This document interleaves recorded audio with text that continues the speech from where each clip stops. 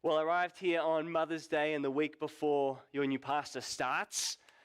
And so I thought, well, I've got to talk about a beautiful woman who acted in a timely way at a moment that mattered. And I just thought of Esther, this beautiful woman who didn't realize the power that she had until it was pointed out to her. I've met a lot of mothers, and one of the things I found with a lot of mums is that they don't realize the power they have. That in the midst of the life they live, in the midst of all the little things they do, in the acts of kindness and love and mercy and grace and goodness, they don't realize their power. They don't realize the power of the small moments, the small decisions, the acts of obedience and grace and trust, build in children, in their families, in their homes, in their lives. And so I think Esther helps us know how to act in a timely way. The time to act is not always clear. But the big thing about the book of Esther is actually that the way to know when to act, the way to know and have the confidence to act in the power that God has given you, is not understanding yourself better, but instead trusting in the timing and the power of God. The book of Esther is an astounding book, but the thing that stands out from it is that God is not mentioned at all. Not one mention in the entire book. Not one prayer in the entire book. Not overtly mentioned one single time. And yet the whole of Esther stands as a testament to two ways that you could read life. As a series of coincidences, or as a series of things timed together perfectly by Him. When I was thinking about this, I was reminded of the movie Science. There's a bit of something going to come up on the screen for you. It's in the movie Science, M. Night Shyamalan. It's old now. Mel Gibson. Go watch it. Fantastic. It pretends it's a movie about aliens invading the earth, which it is.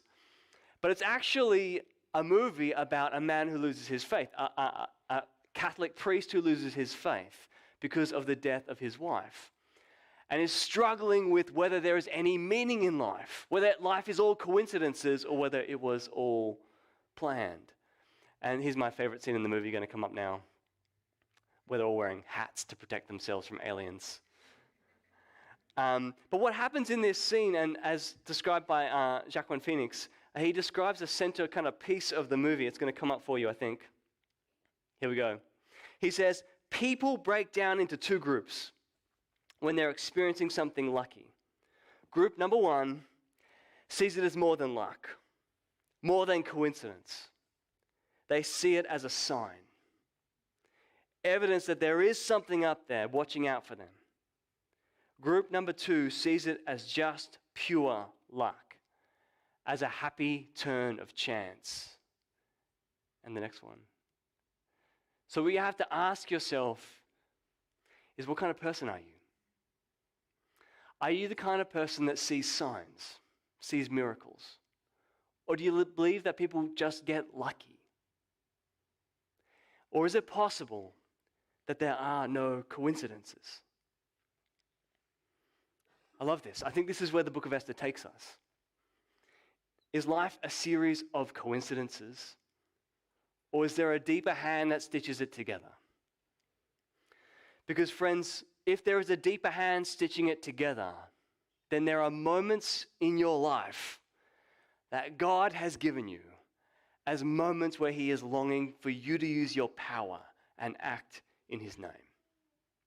And that's what I want to unpack for you today from this great story from the heart of Esther. And I have 4 things to tell you. Not 3 things. I'm an Anglican, but I have 4 things. There you go. First one is this. Is that really Esther, like us, was a compromised person in a compromised world? It's going to come up behind me. This is what I love about the book of Esther.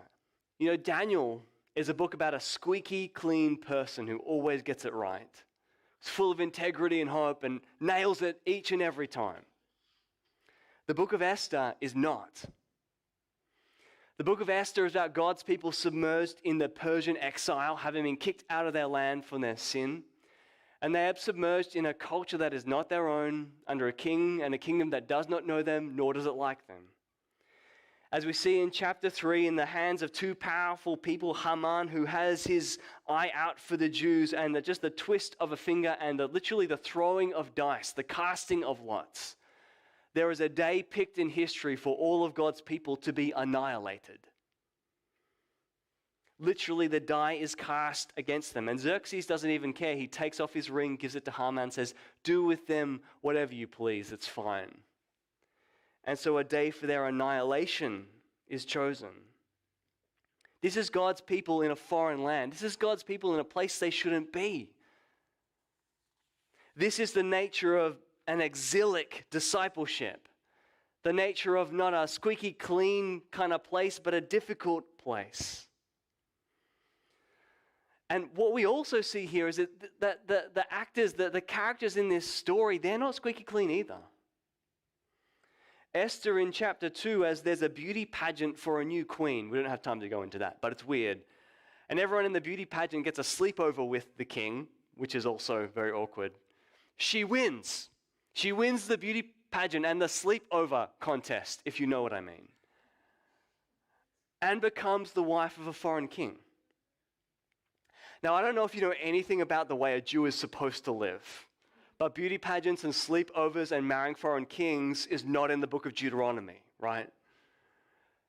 This is the picture of an anti-Daniel, of someone who is just kind of caught up in the midst of things, coerced to come to the palace as part of a royal decree, and somehow finds a way as a savvy woman to make her way into a position of power. But it's all compromise. It's all compromise. She's not really acting in line with her Jewish identity at all. As we learn in the story, she's actually a descendant of King Saul and is just as good looking as he was. And that's about all she has going for her. Here is someone who knows they belong to a God, but is submerged and compromised by the world they live in. Isn't this us? I am not squeaky clean. I don't live in a squeaky clean city. And the decisions I've made about my life have been compromised by my culture. I just can't help it. I live in a capitalist culture that forces me to make decisions about clothing and the way I live that I wouldn't make without it. I've been caught up in the idolatry of self, in a longing for success and significance that my culture in Sydney longs for. I'm compromised too. I'm as compromised as the investment banker who managed to get their way to the top as a partner of their business through doing the same dishonest dealings as everyone else. I'm the same as the trader in the foreign land, and she decides to give the money for the bribes to make a way for her to get to the top, even though that's not what the Bible teaches. And all of us, despite the fact we are compromised people in a compromised land, end up in places of power. That's where we start, isn't it? Isn't this where we all are? Maybe the first thing the book of Esther tells us to do is to stop oversimplifying how complicated discipleship really is.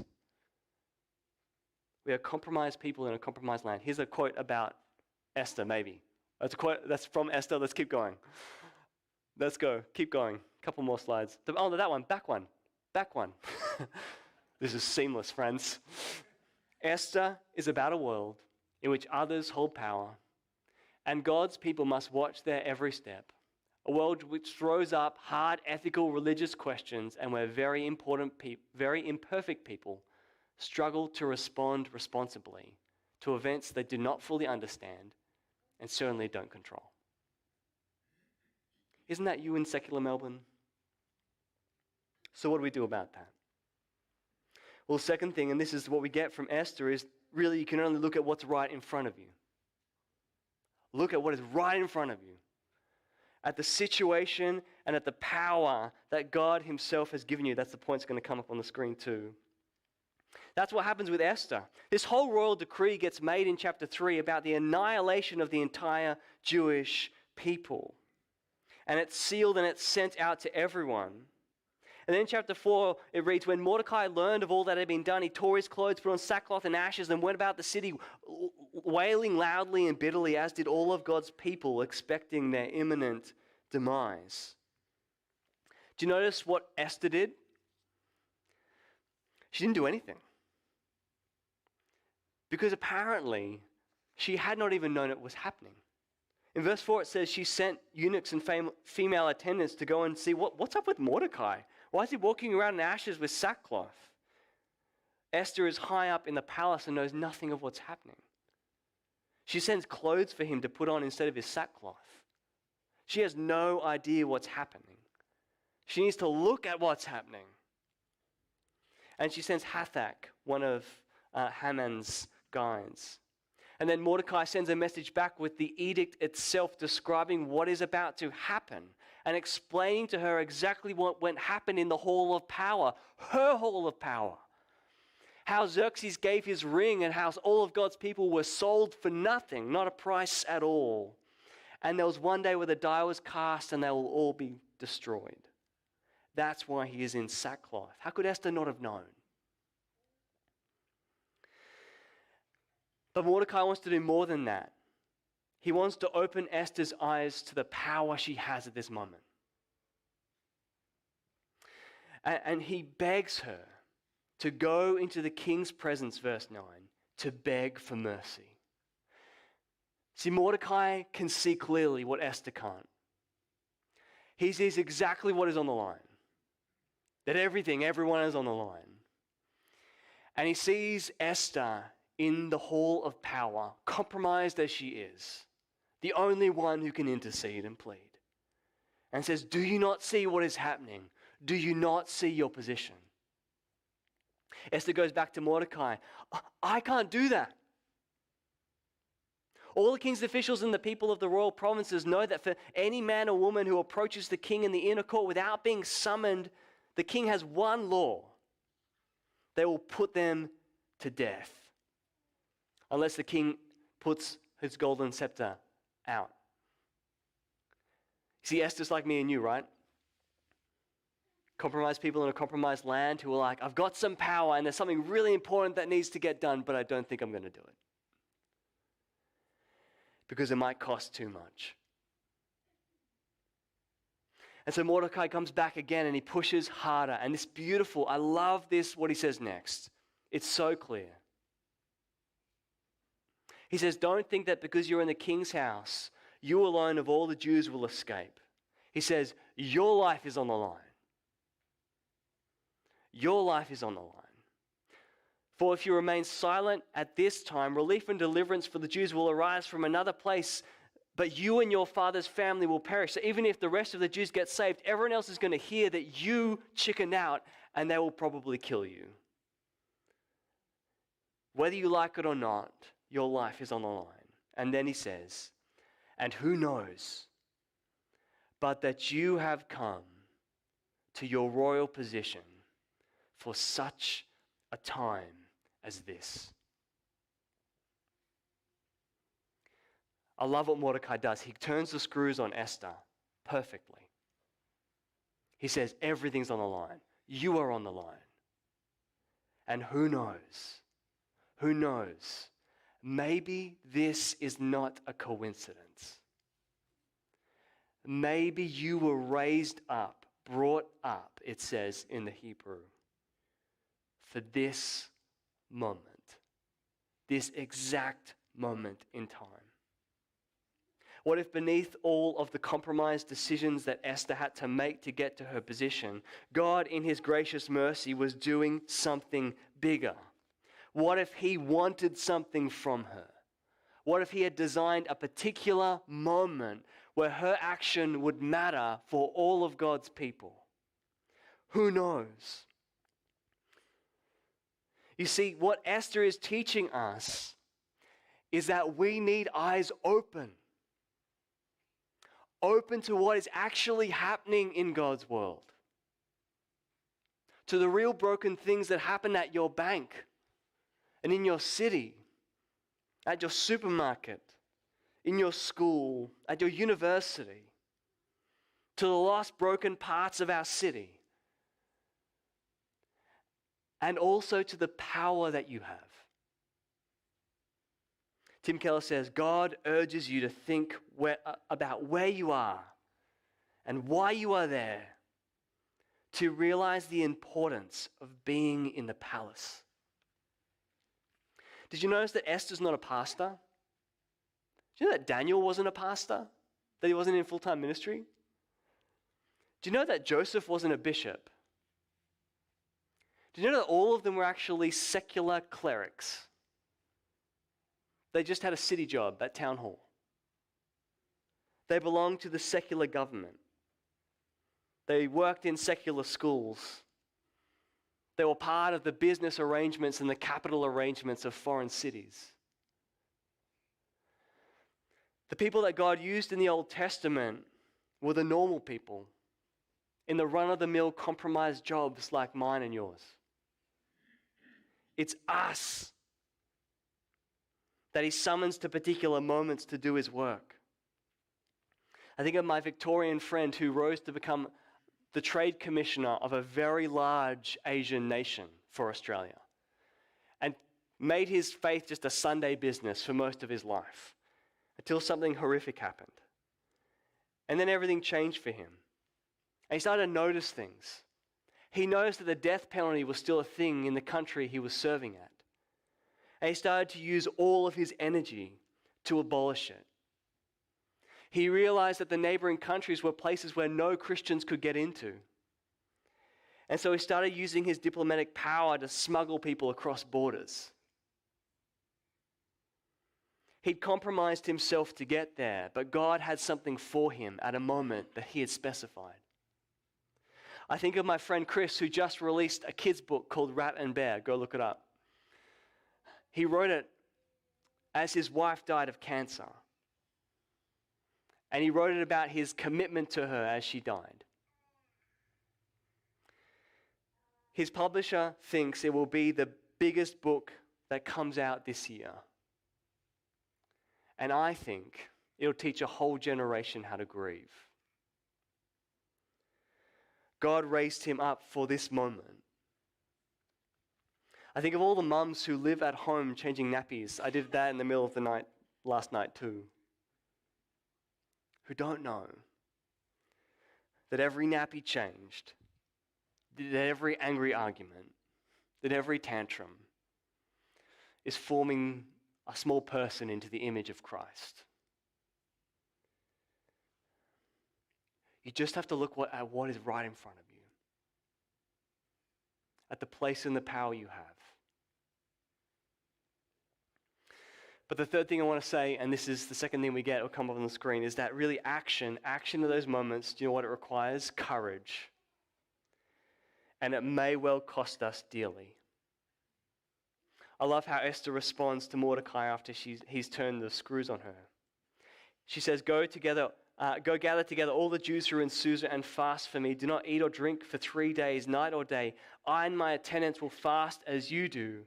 And when this is done, I'll go to the king.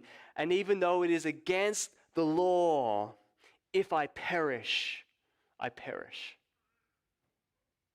See, what's beautiful about this moment is that neither Mordecai or Esther know that this is God's plan. Neither of them have any word from God that this is the plan. They just think that just maybe this is more than a coincidence. This is more than just something happening. Maybe this is a moment ordained by God, but there is no safety net. If Esther walks into the king's presence and he doesn't extend the scepter, she dies on the spot without getting to intercede. And all the Jews might die with her. Mordecai has some confidence that deliverance will come from some other place, but he has no sense of where or why. What's required of Esther is stepping up in the unknown to act, knowing that it might be her end, knowing it might cost her everything. Because, friends, this is what it looks like to be used by God.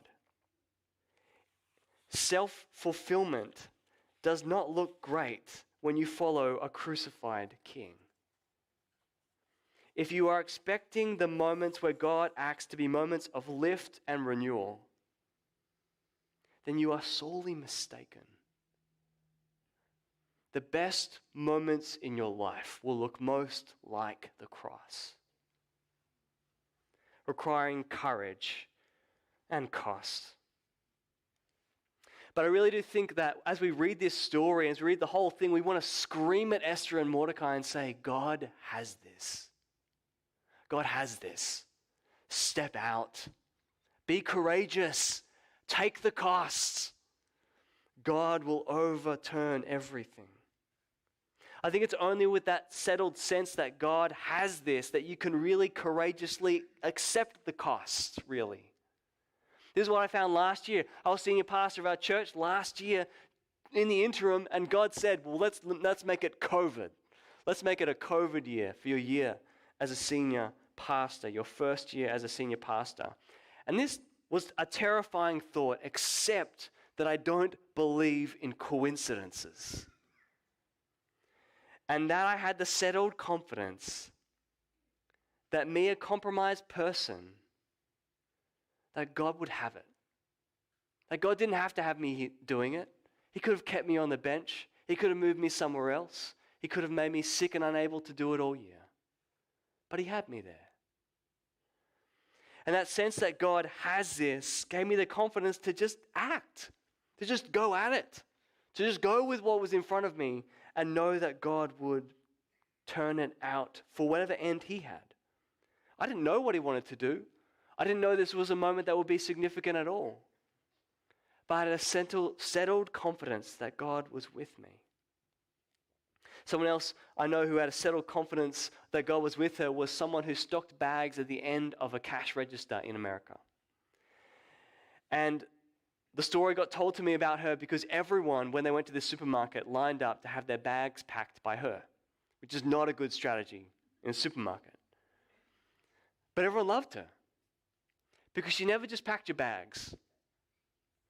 She always asked what she could pray for. And she spoke to everyone like they were mattered and they were real and that she loved them. And she spent her whole life packing bags. That was it. That was what God called her to.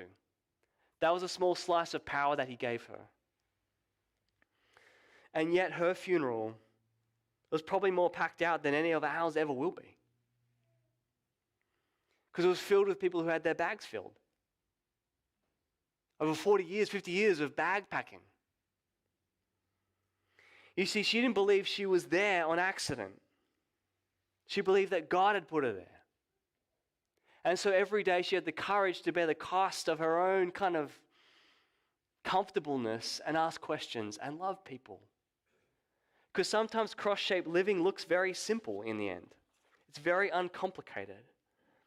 God is just asking us to show up and to act. But friends, you might be thinking, well, that's great. I have heaps of things I could do in God's name right now, and I have not a lot of courage to act in that base of those costs. And that's fair enough, because most of us, when that time comes, you know what? We don't show up. But you know what the Book of Esther teaches us? That God shows up when we don't. The Book of Esther is about God saving his people even though he didn't ask them to. It's about God saving his people even though his people were compromised. At the end of the book, the whole series of events is overturned and they name it, they proclaim a festival in its honor for time immemorial called Purim, using the word for lot, pure. Because the lot was overturned by God miraculously and on his own terms. And what we have seen, friends, is that the die has been cast against us. But that God will always overturn it. In fact, in Jesus Christ, the die was cast against every single one of us. We were judged and condemned. All of God's people stood under his wrath. And yet Jesus, at the time that the Father had appointed, came and said, I will perish. I will perish, that they may not. Friends, the die was cast against you, but it no longer is, by the blood of Jesus. And that gives us the confidence, the hope, that there are no coincidences. That the God who overturned things in the Book of Esther, the God who overturned things on the cross, is the God who controls and holds together all things. And we can stand confident in Jesus, who perished at the time that God appointed, that we might courageously act with what God has given us.